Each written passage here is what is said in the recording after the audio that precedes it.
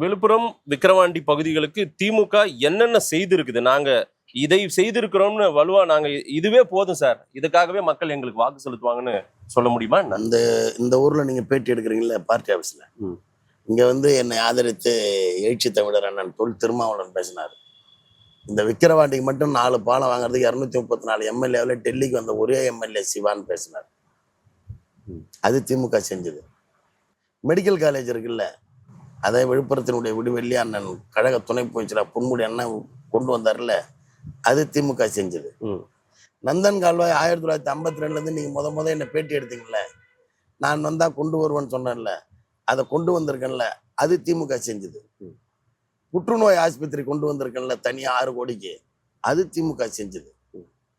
குழந்தைகள் சிறப்பு சிகிச்சை பிரிவினை கிடையாது, ஒரு குழந்தைகள் பிரிவு மட்டும்தான் இருக்கு. சூப்பர் ஸ்பெஷாலிட்டி ஆஸ்பத்திரியில் இருக்க வேண்டியதை 4 கோடி கொண்டு வந்திருக்கேன்ல, அது திமுக செஞ்சது. திமுக மட்டும் இல்ல, மதச்சார்பற்ற முற்போக்கு கூட்டணியுடைய எல்லா கட்சியினுடைய ஆதரவோட முதலமைச்சர் அனுமதி கொடுத்தா இதெல்லாம் செஞ்சிருக்கு. இங்க இந்த விக்கிரவாண்டி டவுன் இருக்குல்ல, இதுல கக்கன் நகரில் சமுதாய கூடம் அமைக்கப்படும்னு 2025 ஜனவரி மாசம் 28ஆம் தேதி முதலமைச்சர் அறிவிச்சாரு. 2026 ஜனவரி மாசத்துல அதை அவரே திறந்து வச்சிட்டாரு. அது திமுக செஞ்சது.